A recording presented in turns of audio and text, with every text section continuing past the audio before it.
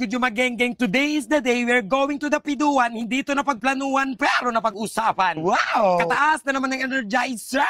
Dapat lang ako na to. Go na! Pag kami ang nagsama-sama, garanti sabog ang saya. Kaya diyan ka lang at huwag kang hihinga. Hoy, pahingahin mo naman. Baka hindi makahinga yung audience mo. Ano yan? Don't breathe. Napatay. Stupid. Pag ganitong chicks aking nakita, sisipain ko talaga. Hoy, wag naman. Dapat gentle dog ka. Iro yarn.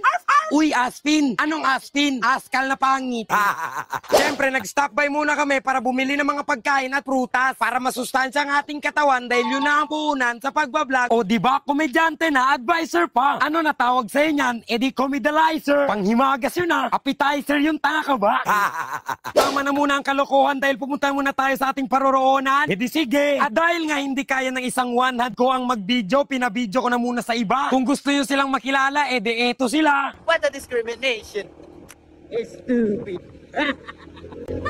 Alam kong kanina nyo pa napapansin na magkasama kami ni Boya, Cody, Z, Monique at Spikey. Magka-rhymes yun ah. Gumana na naman ang pagka-Einstein ng utak ko ba? Grabe ka, bright. Einstein yan. Hindi ka nga marunong magbasa eh. Buhusan kaya kita ng tubig. Mambasa yun eh. Tanga talaga. Napartay. Stupid. Dahil matarik ang akyatin namin na mundok, syempre magbaon tayo ng lityong manok. Grabe yung mga rhyme scheme, pang-flip-top ses ba? Gigil ka ba? Hindi, nagpapaliwanag lang. Ayusin mo. Ang alin, yung mukha o pananalita na ang kulit mo? Sige, Monique at Cody, pagtripan nyo ko, makakabawi din ako sa inyo. At ayun nga guys, pagkatapos namin bumili ng manok, dediretso na tayo sa ating paroroonan. Ikwento ko lang saglit ay papunta tayo sa Curtain Falls ng Piduan dito sa Dipolog City. Pero Osamis Place na siya guys. Ang gulo ko dun na Osamis na Dipolog pa. Ano ba talaga? Bahala kayo mag-away dyan. Dahil 3 oras yung biyahe natin, magta-transmission na tayo. And 3, 2, 1, washing!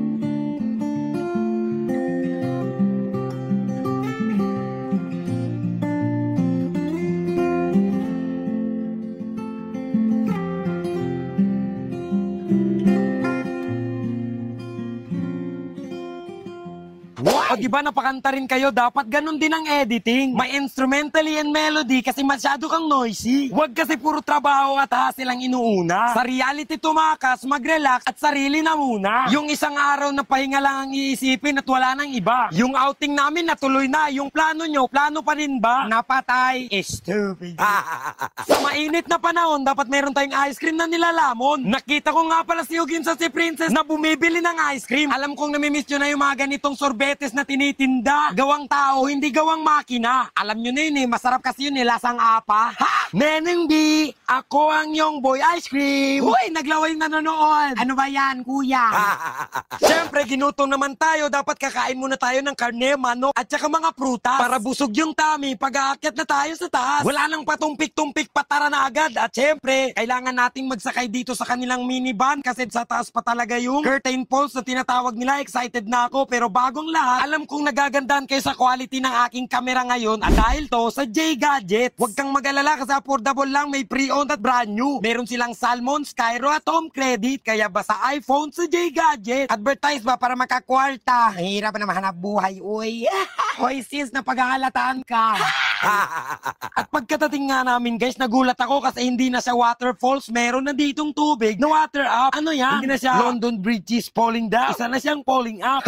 Ang gulo ko dun ah. Pero dito sa pupuntahan namin, hindi ka maguguluhan, magagandahan ka pa, marerelax ka pa kahit maraming tao. May rainbow ang aming mga water dito sa Curtain Falls ng Piduan, Misamis Places. Kaya kung ako sa inyo, ituloy nyo na yung plano nyo, wag puro drawing. Siyempre sa magtotropa, hindi talaga mawawala yung picture, kulitan, tawanan at